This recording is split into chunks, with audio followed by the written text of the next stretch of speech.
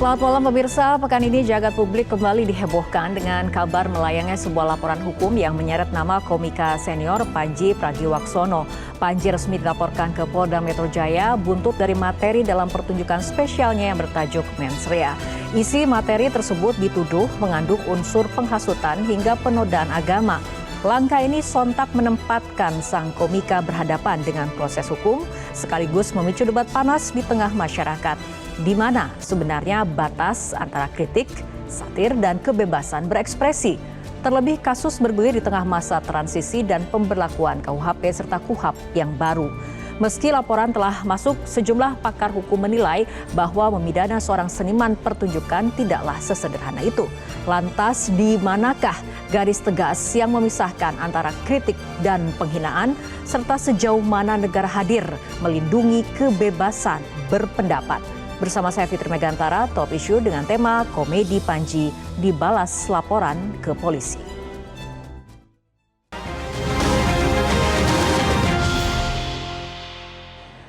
Dan pemirsa, sudah hadir bersama kami narasumber di Studio Metro TV, ada pakar hukum pidana Kang Asep Iwan Iriawan dan juga ada anggota Komisi 3 DPR RI fraksi PKB Bapak Abdullah. Kang Asep, Pak Abdullah, apa kabarnya? Baik, alhamdulillah. Terima kasih, selamat malam. Terima kasih sudah hadir di Studio Metro TV. Kang Asep dan juga Pak Abdullah juga telah bergabung bersama kami narasumber dari sambungan Zoom, ada Pak Arianto Sutadi, penasihat ahli Kapolri. Selamat malam Pak Arianto. Selamat malam Mbak Fitri, malam Pak Asep. Selamat malam Pak Arianto. Selamat. Oke, saya akan mulai diskusi dari Kang Asep terlebih dahulu. Kang Asep, mengapa pernyataan seorang komedian dalam konteks komedi bisa berujung pada laporan pidana? Ya, konstitusi kita mengatur kebebasan berpendapat boleh, malah kita realitanya bebas di negara ini ya sejak reformasi. Cuman dibatasi oleh undang-undang, di Undang-Undang Dasar 45 loh itu ya disebutin. Orang bebas berpendapat, cuman ada pembatasan undang-undang. Jadi antara batasan undang-undang itu ada di KUHP. Ya, KUHP lama maupun KUHP baru diatur ya. Kemudian aja Undang-Undang ITE, karena kan ramai di media sosial. Nah, orang boleh berpendapat, berekspresi, nyatakan, cuman hati-hati. Nah, di Undang-Undang ITE, di KUHP tidak boleh menghina, ya, tidak boleh ngancam, tidak boleh sara, suku agama. Nah, itu tidak boleh batasannya. Sejauh mana? Harus dipilah dulu tadi. Ketika dia menghina seseorang, ya 310 sekarang 433 KUHP, ya. Nah, itu namanya delik aduan. Nah, tadi kan contohnya yang dalam acara itu menyebut seseorang, misalkan ya, sebut ngantuk, penculik, cuci uang, ya. Nah, itu kan terserah yang bersangkutan mengadu enggak. Kalau yang bersangkutan tidak ngadu ya nggak ada masalah. Kalau yang bersangkutan itu penculik bukan penculik, tuduh pencucian uang bukan cuci uang.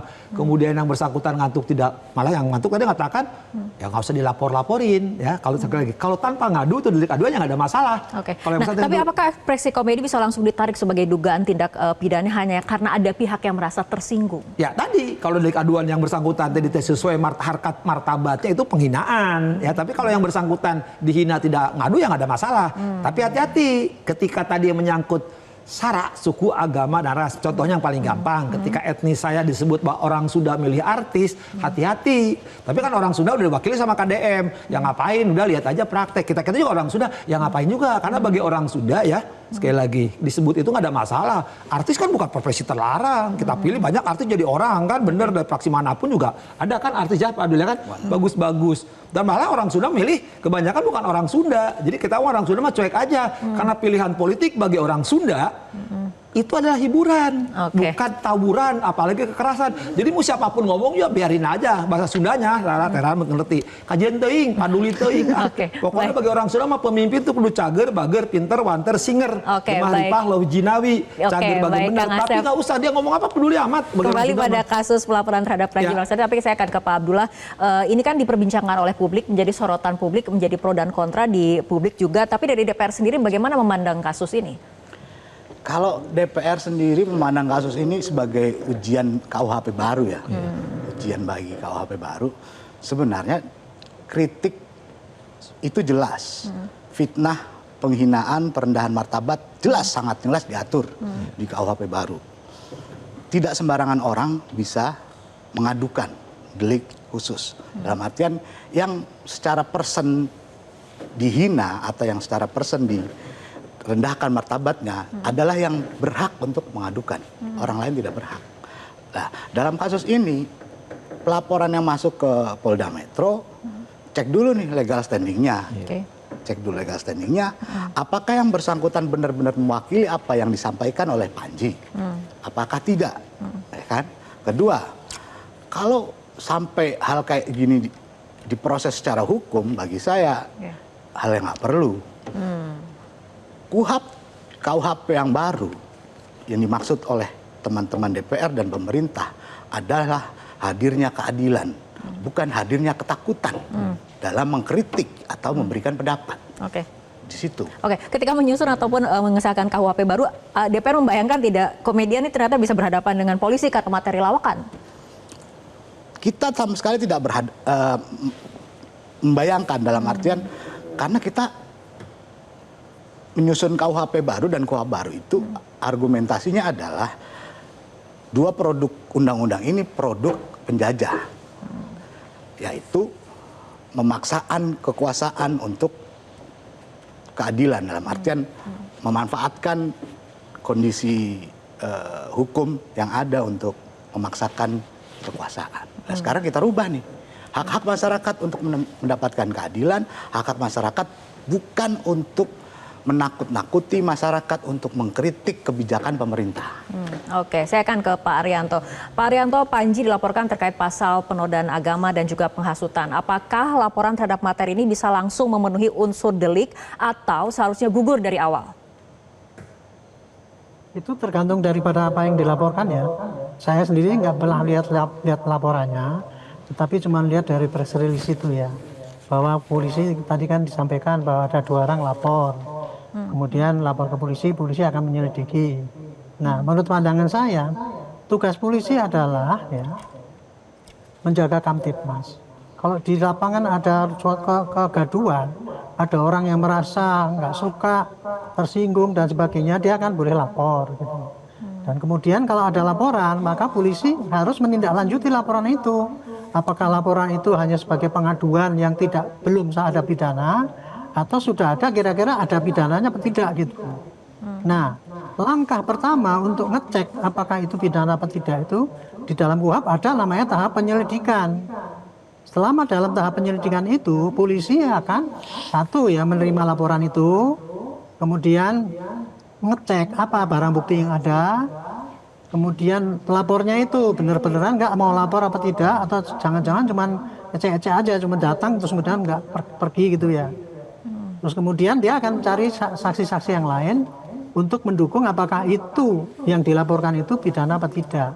Nah di sini tindakan polisi antara ya kalau perhitungan saya ya, itu pasti nomor 1 akan klarifikasi kepada yang pelapor itu dulu.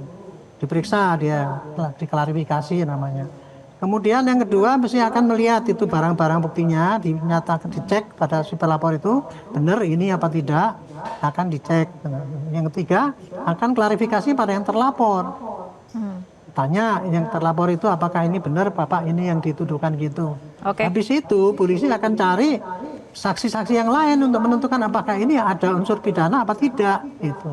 Cek barang bukti ya. Kalau seandainya ada maka akan naik ke penyidikan. Kalau tidak ada ya dihentikan penyelidikan itu. Gitu. Baik, Pak Arianto. Itu kira-kira langkah polisi gitu. Oke, tadi Pak Abdullah mengatakan bahwa kasus ini merupakan ujian terhadap KUHP baru seperti itu. Nah, dengan diberlakukannya KUHP dan juga KUHP baru, apakah menurut Anda ada kemungkinan beda penafsiran terkait ada atau tidak unsur pidana? Sebetulnya tidak ada. Saya kira langkah-langkah ini biasa aja. Seperti dulu-dulu pun ya, setiap ada laporan itu ya, itu pasti polisi menindaklanjuti. Dan caranya adalah melakukan penyelidikan itu. Tapi karena ini ya, kemudian yang dilaporkan kebetulan sangat menyentuh kepada masalah perlindungan orang yang berbicara dengan kritik itu, sehingga menarik perhatian sekali. Begitu polisi itu menerima laporan itu seakan-akan langsung mengkriminalisasi.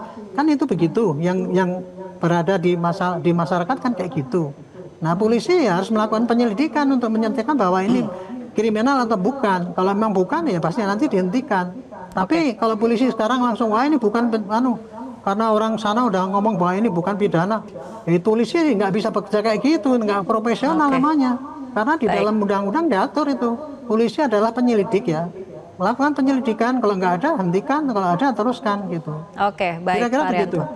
Baik, saya akan kembali ke Kang Asep. Ini kurang lebih pertanyaannya sama mengenai apakah laporan ini bisa langsung memenuhi unsur delik atau sebetulnya harusnya gugur dari awal, Kang Asep? Setiap ada tindak pidana, baik delik aduan maupun delik biasa, betul dikatakan Pak Arianto dan Pak Abdillah.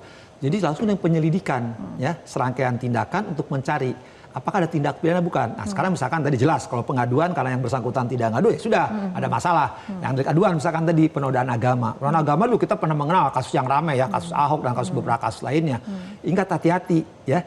Ketika penyelidikan apa yang dikatakan oleh Panji, ya saya sebut aja Panji, ya apakah nodai menyatakan terhadap agama atau organisasi keagamaan, ya. Jadi bedakan ya karena kalau agama di kasus karena belajar di kasus Ahok, tapi kalau yang disebut kan organisasi keagamaan, dua organisasi keagamaan terbesar. Apakah ketika menyatakan dua organisasi keagamaan itu termasuk penodaan agama atau bukan? Nah itulah fungsinya penyelidikan. Jadi si penyidik siapapun tadi kembali kalau laporan siapapun hak ya bahkan tidak ada laporan pun polisi karena kewajibannya misalkan ada perkosaan, pencurian harus menindaklanjuti. Jadi dalam penodaan agama ini harus hati-hati ya terhadap agama atau organisasi keagamaan. Nah disinilah fungsinya penyelidikan. Jadi polisi harus menyebutkan ini pidana atau bukan. Kalau dulu kan 156A di KUHP baru juga diatur ya. Nah, sama sih dulu yang sama juga nggak ada beda kok. Oke, Pak Abdullah tanggapannya? Kalau terkait ada unsur pidana dan tidaknya itu kan tadi penyidik yang akan menentukan sebenarnya. Tapi kan lucunya adalah kedua-duanya organisasi NU maupun Muhammadiyah sudah membantah. Membantah dalam artian mereka menerima kritik. Tadi kan laporannya adalah terkait politik balas budi, terkait tambang, terciptanya kegaduhan atas argumentasi dari Panji di mensrea tersebut. Saya lihat tidak ada sama sekali kegaduhan. Malah ini yang diuntungkan malah Panji sendiri kok. Dengan adanya begini, exposure-nya makin besar, viewers di Netflix juga makin tinggi, ya kan? Oleh karena itu, kegaduhannya di mana? Kalau PBNU kemarin sebelum ada Panji juga udah gaduh gara-gara tambang, ya kan? Sekarang kalau memang laporan pidananya terkait penistaan agama, tadi terkait penistaan agama juga jelas, agama atau organisasi masa keagamaan. Dan PBNU sendiri sudah membantah. Muhammadiyah juga sudah membantah. Mau apa lagi? Baik. Bapak-bapak kita akan lanjutkan kembali perbincangan terutama adalah mengenai pembuktian mensrea sendiri. Kang Asep, ini indikator yang paling krusial apa saja sih? Tapi kita ikuti jeda berikut terlebih dahulu.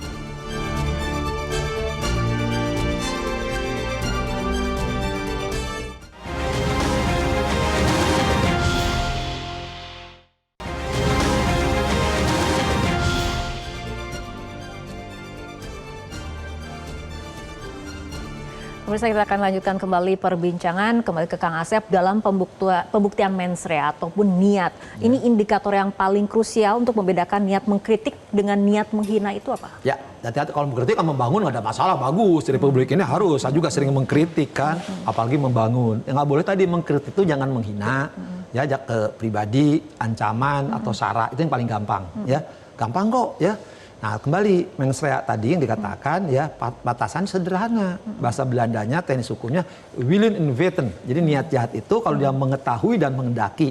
Jadi sejak awal misalkan menyatakan ya kalau delik aduan sebutlah Asep belakangnya ABC isinya kebun binatang. Niatnya mengetahui dan mengendaki supaya Asep diketahui oleh publik ya isinya kebun binatang atau menyebut etnis tertentu atau sara tertentu.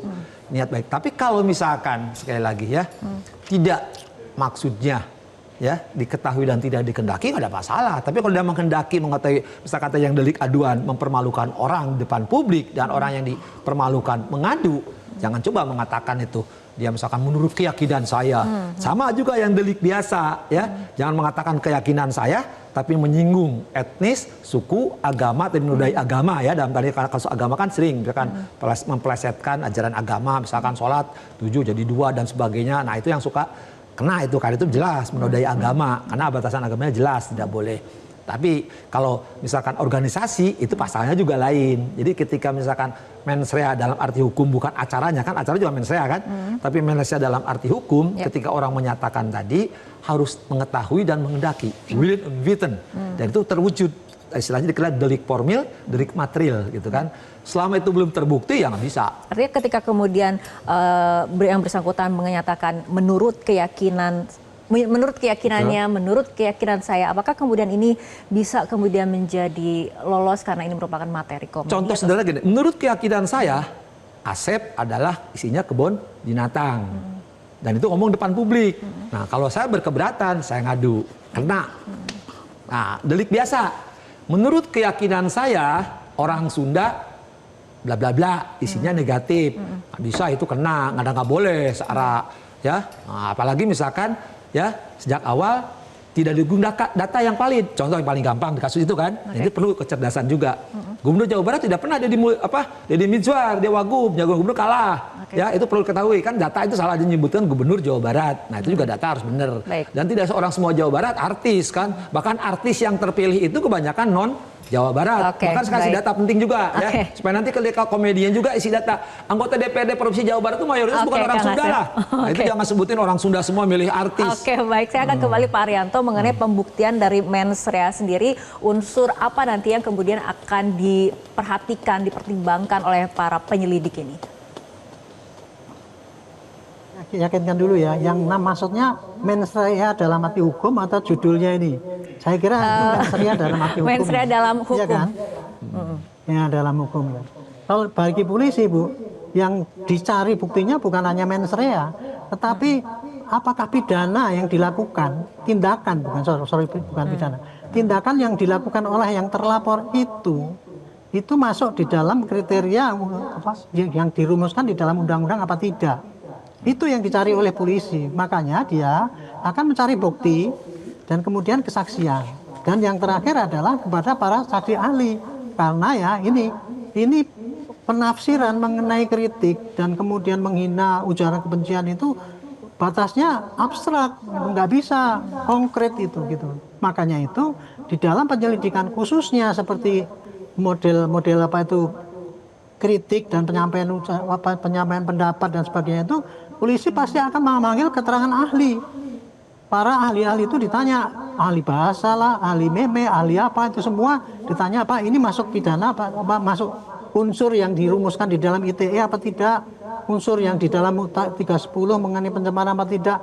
Itu yang dikumpulkan oleh polisi di dalam penyelidikan untuk menentukan apakah itu ada pidana apa tidak. Nah, dalam penyelidikan itu polisi hanya mencari dengan tidak pakai upaya paksa. Contohnya mengundang, ditanya-tanya. Kemudian alat bukti diperiksakan ke laboratorium boleh kalau polisinya ragu-ragu. Tetapi tidak usah belum pakai berita acara. Jadi intinya penyelidikan itu adalah untuk menentukan jenis tindakan itu masuk dalam unsur pidana apa tidak. Itu Bu. Kalau mens rea itu nanti sampai di hakim itu pendalamannya. Gitu. Baik. Kembali kepada Pak Abdullah. Pak Abdullah, tapi kan kritik melalui komedi ini pun merupakan hal yang wajar dan kemudian kita juga sudah beberapa kali dan sudah lama kemudian melihat bagaimana kritikan disampaikan lewat komedi. Apa kemudian yang membuat ini menjadi berbeda menurut Anda Pak Abdullah hingga membuat ini gaduh? Apakah karena ada pergeseran ketika kemudian komedi yang disampaikan oleh Panji, saya kemudian dari sebuah arena kemudian dipindah ke ruang publik dalam sebuah platform atau seperti apa? Ini gaduh karena kalau saya sih bahasa kasarnya lebay aja ya. Lebay, berlebihan. Yang lebay yang mana nih? Ya, yang lebay berlebihan melakukan laporan terkait kritik yang ada di tayangan mens rea itu menurut saya berlebihan. Perbedaan pendapat itu tidak harus diselesaikan dengan laporan pidana. Perbedaan pendapat bisa diselesaikan melalui argumentasi logis yang disampaikan misalkan. Melalui kalau komedian ya balas aja lah pakai satir yang lain misalkan. Kalau misalkan tidak setuju terkait pendapatnya Panji, ya balas dengan argumentasi yang memang kontra terkait itu. Kalau kritik dan penghinaan, kalau bagi saya jelas batasannya. Kritik itu based on fakta, penghinaan itu tidak. Hanya menurut keyakinan dan menurut ambisi masing-masing personal.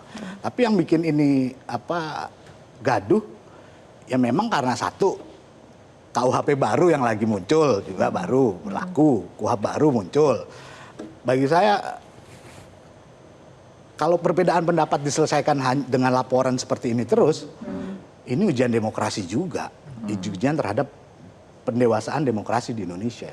Oke. Kalau memang nggak sepakat dan merasa dirugikan dan merasa tidak satu bahasa ataupun satu pikiran, ya argumentasiin aja lah. Oke. Tapi dari segi regulasi ini sudah cukup jelas ya membedakan antara kritik, humor, penghinaan seperti itu, Pak Abdullah? Kalau kita diregulasi jelas kok, kritik dan penghinaan jelas semua. Tapi kan kalaupun hak masyarakat untuk melaporkan ke polisi itu kan hak masyarakat semua. Dan kepolisian juga wajib dan harus menindaklanjuti laporan yang ada. Oke. Tapi kan di situ tadi disampaikan bahwa ahli akan hadir, ini masuknya pidana atau tidak, itu kan polisi akan memproses. Nah, ini juga bagi saya kepolisian sudah paham di situ, dalam artian udah profesional lah di situ. Ada pidana atau tidak, itu kepolisian udah profesional lah di situ. Oke, baik. Kang Asep, legal standing dari pelapor sendiri menurut Anda seperti apa? Ya tadi, kalau bahkan dia dirugikan enggak gitu istilahnya. Kalau nggak dirugikan ngapain gitu. Kami aja orang Sunda dirugikan ngapain juga, dia bina aja lah rame gitu kan. Ini penting ya, dalam hukum itu justru derajat tertinggi itu adalah lawakan. Hiburan, itu udah derajat tertinggi. Jadi para filosof hukum itu kalau sudah melawak, sudah komedi, itu derajat tertinggi sindirannya. Ya, jadi ingat, makanya dalam hukum itu tadi ya, ketika orang ya menghumor, ketika orang berkomedi, ketika orang satir, ketika orang mendramakan sesuatu, itu kan di belakangnya ada sesuatu. Ya makanya kita diamkan saja gitu. Karena yang dihina aja diam, ngapain kita yang ribut? Satu itu. Kedua, nah tadi saya nyambung Pak Arianto, hukum itu sederhana kok. Siapa, berbuat apa, apakah dapat dipertanggungjawabkan? Ya orang itu. Ya, tapi perbuatannya masuk nggak tadi? Penghinaan, penodaan. Apakah dapat dipertanggungjawabkan? Hukum mengenal alasan pemaaf, alasan peringan, alasan penghapus. Jadi ketika ada orang komedi tidak memasuki wilayah-wilayah pribadi dan yang pribadi tadi tidak mengadu, ya sudah selesai. Tapi ketika didelik ya yang menyangkutan biasa, tadi saya katakan siapapun boleh, karena nanti penyelidikan tadi ya hukum itu ya gampang. Ada peristiwa, parameternya alat bukti, dipidana kan ada 5 alat bukti. Bener nggak ini tadi kata saksi, dia melakukan itu, ada saksi melihat. Tapi apakah itu perbuatan pidana atau tidak? Nah, ahli akan menjabarkan kalimat-kalimat tadi gitu kan. Kalau kalimat tadi istilahnya dalam tanda petik ya, keyakinan saya tidak willing and written, yang ada masalah. Maka saya bilang ketika ada apapun kritik dengan cara lawakan, tapi jangan menghina pribadi, jangan menghina orang, fisik gitu. Apakah menjadi sara, itu sederhana kok. Nanti para ahli mengatakan secara bahasa, secara pidana. Jadi sekali lagi ingin saya katakan perbuatan itu bisa dipertanggungjawabkan atau tidak. Nah biarkanlah penyelidik yang mencari itu ada atau enggak. Kalau enggak ada jangan dipaksakan. Kalau ada ya kita proses hukum. Oke, kita akan lanjutkan kembali perbincangan tapi kita ikuti jeda berikut terlebih dahulu.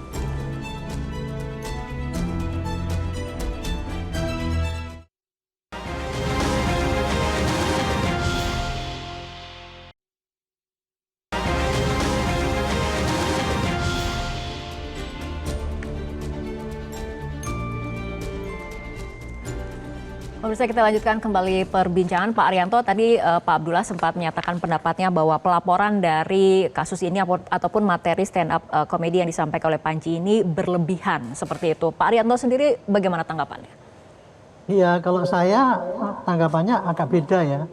Itulah risiko daripada kebebasan berpendapat. Orang yang melaporkan itu merasa bahwa dirinya itu bebas berpendapat. Pendapatnya dia adalah bahwa kejadian itu bikin gaduh. Itu kebebasan berpendapat kan, dia sampaikanlah kepada polisi. Nah polisi kalau ada laporan gitu, tidak ucuk-ucuk, wah ini nggak bisa ini, wong kamu nggak punya legal standing dan sebagainya. Harus melakukan penyelidikan dulu, penyelidikan yang lengkap, barulah nanti baru diputuskan, oh ini bukan masuk pidana. Tapi polisi sekarang kan diminta transparansi. Itulah yang saya kritik selama ini ya, polisi biasanya kalau mau melakukan penyidikan itu, dia tertutup, hasilnya nanti disampaikan pada pro justisia di pengadilan. Itu yang saya protes dari dulu. Polisi ya, begitu ada kejadian mestinya langsung terbuka, ini loh kejadiannya begini, barang bukti yang ada gini-gini, polisi sedang menyelidiki kayak gini-gini, nanti hasilnya akan diumumkan, hasilnya apakah ini penyelidikan atau penyidikan gitu. Jadi itu pandangan saya kayak gitu ya, mungkin agak berbeda. Itu risiko daripada kebebasan berpendapat dan setiap orang boleh punya hak untuk menyampaikan pendapat itu, nggak bisa dilarang gitu. Oke. Itu Baik, kira-kira mungkin, gitu pendapat saya. Baik, Pak Abdullah ada yang ditambahkan? Ya kalau kebebasan berpendapat, ya kenapa harus laporan pidana, begitu kan? Apalagi ini dalam ruang seni kebudayaan. Kalau berbicara agama Islam, penyebaran agama Islam di Jawa terutama, Wali Songo, melalui apa? Seni budaya. Yang golek, wayang. Nah ini yang dipermasalahkan kritik melalui seni komedi. Kalaupun saya beranggapan berlebihan, kenapa? Ya berlebihan. Nggak perlu. Di situasi demokrasi kita yang bebas menyampaikan pendapat, ya silakan saja berpendapat. Kenapa harus lapor pidana? Gitu. Oke, Kang Asep? Ya, tadi saya katakan pertama ya, yang delik aduan. Orang yang dihina, nista, dinakan aja, jawabannya pada diem semua kan, artinya ya ngapain gitu kan. Sekarang delik biasa juga. Nah, ketika delik biasa tadi nyangkut agama, sekali lagi ya hati-hati ya, karena yang berlabel agama saja misalkan MUI tidak teriak. Nah, ini organisasi keagamaan aja ya juga menyatakan tidak sependapat dengan yang melaporkan. Nah, tadi ketika orang berpendapat dengan komediannya bebas, ya orang juga laporkan biarin aja bebas. Toh cuma nanti penyelesaiannya kita ketika berbeda ya melalui jalur hukum harus selesaikan. Nah, jalur hukum tadi, apakah perbuatan Panji ini termasuk pidana atau tidak? Ya penodaan agama atau tidak? Karena ada yang lapor tadi kan, lapor berkaitan dengan agama. Ya kalau misalkan bukan pidana ya jangan melakukan penodaan. Nah, dari pernyataan saya tadi kan, apakah penodaan agama atau penodaan organisasi keagamaan? Karena menyebutnya organisasi keagamaan kan, itu harus hati-hati. Nah, tadi Pak Arianto katakan penyelidikannya kemudian harus transparan dan terbuka. Ada gelar perkara, saya pikir nggak ada masalah, dibuka aja semuanya kan. Oke, kembali ke Pak Abdullah. Sebetulnya di titik mana DPR memandang kritik ataupun terhadap pejabat ataupun kebijakan negara berubah menjadi penghinaan yang layak dipidana menurut KUHP yang baru? Ya kalau di KUHP baru terkait penghinaan atau apalagi terhadap pemerintah atau pemegang kekuasaan itu jelas. Kritik itu terkait kebijakan yang dihasilkan oleh pemerintah. Based on fakta dan data. Kalau kebijakan itu tidak menguntungkan atau bahkan merugikan masyarakat, silakan dikritik. Dan harus itu wajib. Dan wajib dikritik. Kalau penghinaan ya tidak berdasarkan fakta dan data. Penghinaan jelas, argumentasinya, narasinya menyerang person dalam artian tidak sesuai dengan apa yang disampaikan oleh pemerintah misalkan. Kalau dihina binatang atau yang lain, ya kalau menyerangnya ke person, itu masuk penghinaan. Kalau kritik terkait kebijakan, apalagi pemberian tambang, semuanya diberi kok. Kan di Panji juga bilang semuanya diberi, semua organisasi kemasyarakatan keagamaan juga diberi. Ya terus banyak ada yang menolak, ada yang enggak. Ini politik balas budi juga, itu kan yang disampaikan. Padahal di situasi kemarin politik balas budi misalkan Muhammadiyah juga dan NU juga tidak sama sekali masuk politik praktis, benar apa yang disampaikan dilaporkan. Tapi pidananya di mana gitu aja. Gitu. Karena kan ini juga mungkin di sisi lain ada kekhawatiran yang kemudian muncul jika kebebasan ekspresi komika terkenal saja kemudian bisa berdampak seperti ini. Bagaimana kemudian nasib warga biasa yang kemudian melakukan kritik, apakah juga akan diperlakukan sama? Ini membuat adanya kekhawatiran seperti itu, Kang. Ya, di depan hukum kan sama. Yang beda itu depan mertua kan. Jadi ketika misalkan siapapun pemerintahan kalau nggak tidak sesuai dengan janjinya, kalau istilahnya Prabowo omon-omon, ya kita emen-emen kan. Ngapain dia diemin? Gitu mah wajib. Tadi saya katakan oleh Pak Abdullah, serang nggak ada masalah, tapi dengan fakta tadi. Jangan misalkan memutarbalikan fakta. Jadi ketika pemerintahan janji-janji, ternyata janji-janji cuma omon-omon, ya nggak ada masalah. Ya itu kan hak semua warga negara, dan itu dijamin oleh undang-undang. Tapi jangan ketika nyampaikan kritik terhadap program, lari ke pribadi tadi. Ya misalkan dengan peragaan-peragaan atau bentuk-bentuk tertentu itu jelas hati-hati. Nanti karena orangnya itu bisa ngadu kan. Nah, kedua, ya ketika misalkan pemerintahan dikritik juga jangan kuping tipis. Jadi misalkan siapapun ya dikritik ya maaf ya, karena saya orang Jawa Barat ya. Ya sudah kayak Deddy Mulyadi. lihat aja, ngomong aja selesai kan. Panji ngeritik kan aja sama Dedi, ayo lihat Jawa Barat. Ya itu, nah siapapun nanti ketika dikritik oleh misalkan siapapun ya, tidak termasuk yang satu ini, siapapun nanti ya udah aja ketemu Samad kan. Kan apalagi KUHP yang baru dikenal JC ya. RG ya, tapi bukan restoran jus siapa ya. Nah, ketika RJ itu kan dikenal kekeluargaan, mediasi, kan apa ketemulah silaturahmi, apa susahnya kongko ngariung, apa di Balairung kemudian sampai makan sangu, makan yang enak kan gampang kan, tapi jangan ada tadi ya. Nah, orang suka mengatakan kriminalisasi, udah biarin aja. Kalau seniman menurut saya kan, sepanjang tidak nyinggung fisik, sepanjang nyinggung tidak agama, tidak nyangkung sara, ya diamin aja lah, biarin aja.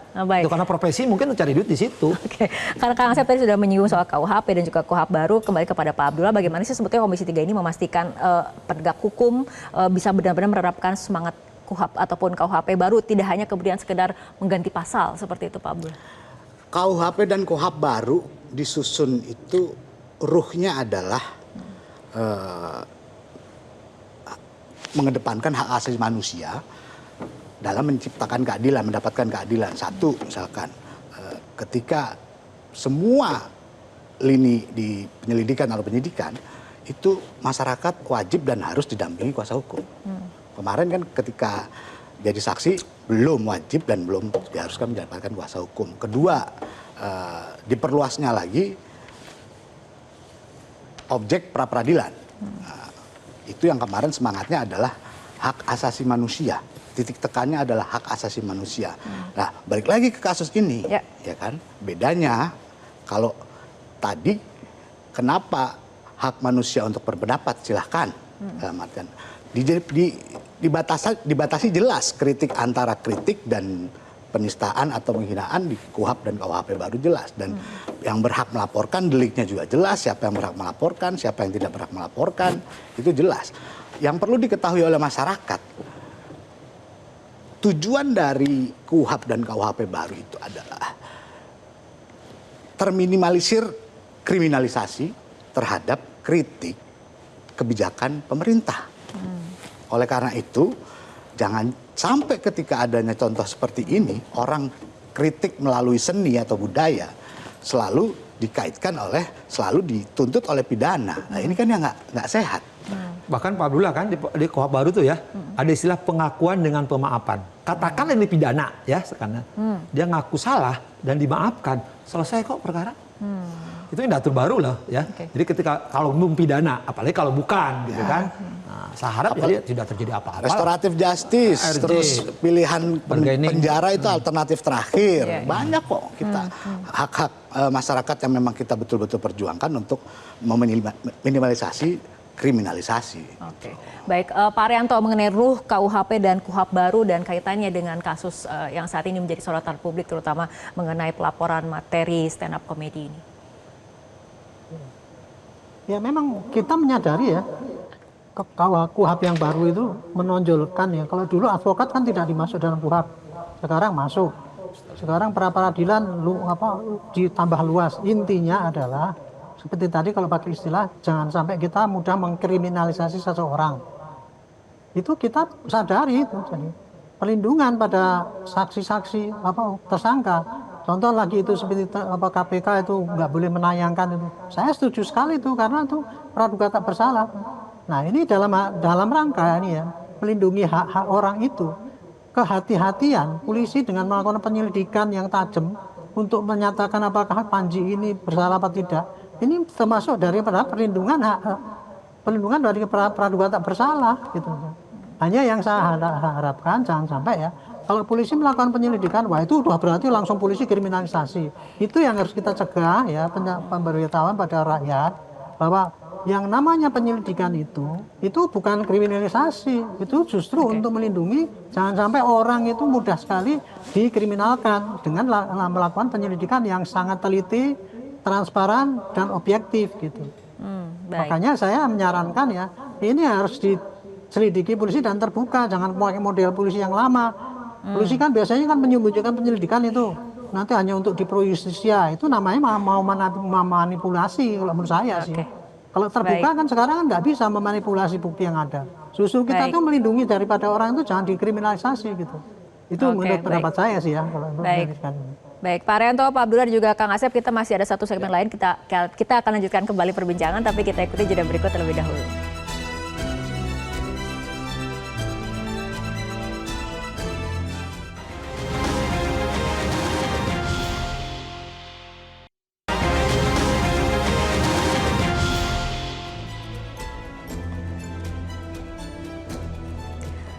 Pemirsa, kita lanjutkan kembali perbincangan. Pak Arianto, kasus ini bergulir di tengah masa transisi dan pemberlakuan KUHP serta KUHAP yang baru. Menurut Anda artinya langkah yang harus diambil oleh polisi menyikapi pelaporan kasus ini seperti apa ke depannya? Seperti tadi sudah saya sampaikan, ini ujian bagus sekali ya, karena ada perubahan KUHP, perubahan KUHAP, dan kemudian harusnya disertai dengan perubahan perilaku ataupun cara-cara bertindak polisi di lapangan. Bahwa kita sekarang mengutamakan perlindungan hak daripada tersangka itu supaya jangan dianggap sebagai tersangka sebelum sampai di pengadilan. Makanya perlakuannya harus kita selalu praduga tak bersalah. Dan kemudian apabila ada laporan itu tidak langsung ke penyidikan kan. Kalau langsung penyidikan itu namanya langsung kriminalisasi. Karena yang namanya penyidikan itu adalah mencari keterangan untuk mencari mengumpulkan alat bukti untuk membuat terang perkara untuk menemukan tersangkanya kan gitu. Tapi kalau masih penyelidikan kan hanya mencari keterangan apakah ini masuk dalam pidana apa tidak.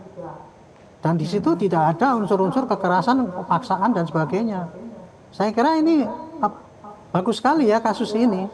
Karena di awal sekali ada perubahan itu sehingga polisi bisa nanti ditantang, ini polisi harus transparan betul. Jadi jangan cuman ecek-ecek lah itu melakukan penyidikan itu saya nanya sendiri, wah ini nggak benar, ini langsung diputus itu namanya tidak profesional. Justru kalau polisi profesional itu harus betul-betul di dalam penyelidikan itu mencari alat bukti yang berimbang antara yang memberatkan sampai meringankan, nanti diadu mana yang kira-kira benar sama yang salah gitu.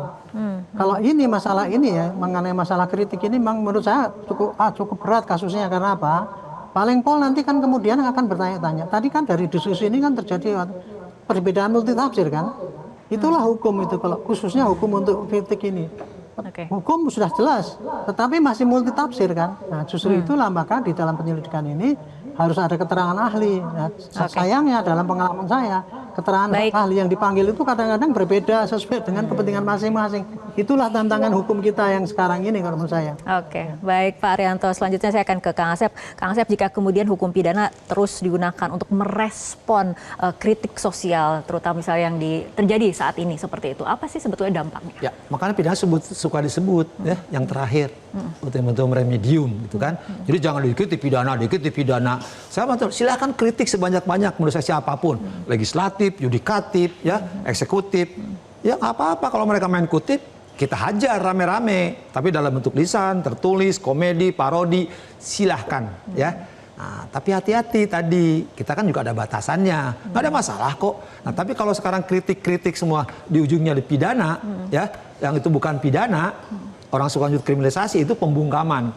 Maka sering saya katakan, kebebasan berpendapat di Indonesia ini melebihi Amerika, melebihi yang lain, gak ada masalah kok. Hanya jangan tadi nyerang pribadi, jangan nyerang sara, itu aja kuncinya. Yang gampang. Banyak kok cara-cara itu bisa dilakukan. Nah tadi saya mengatakan kalau penghinaan ya kena. Harus dengan katakan ya 310 atau sekarang 433. Tapi kan delik aduan, supaya diadu tidak mengadu tidak jadi masalah. Yang delik biasa kalau penodaan agama tidak akan kena. Pasal 156 dulu 156 ya. Karena ini harus dibedain, karena tidak menyebut ke agama, tapi organisasi keagamaan itu harus dibedain. Jadi jangan paksakan kalau itu bukan pidana jadi pidana. Tapi sebaliknya, kalau itu pidana ya proses mulai tadi penyelidikan ya dengan alat bukti dan transparan. Ya, kalau itu tidak transparan, kritikan tadi dengan cara dibungkam itu bahaya.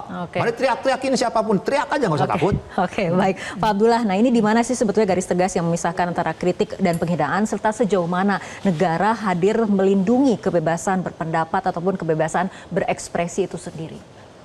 Udah tadi pertanyaan itu mulu. Ini ketegasan. Oh ya.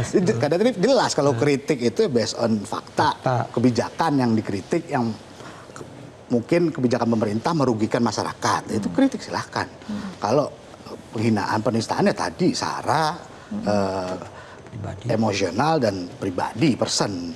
Tapi kan yang perlu digarisbawahi ini menciptakan atmosfer ketakutan dalam artian ketika kita berekspresi dan mengkritik pemerintah dalam hal apalagi melalui seni dan komedi, dan pada akhirnya akan selalu dilaporkan walaupun itu hak masyarakat untuk melaporkan, ini mengganggu iklim demokrasi kita, mengganggu pendewasaan demokrasi kita.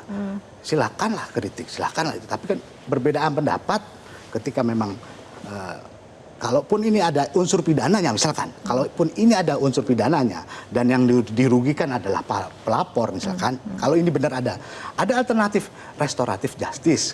Kalau dari KUHP baru yang kita bikin, restoratif justice itu apa?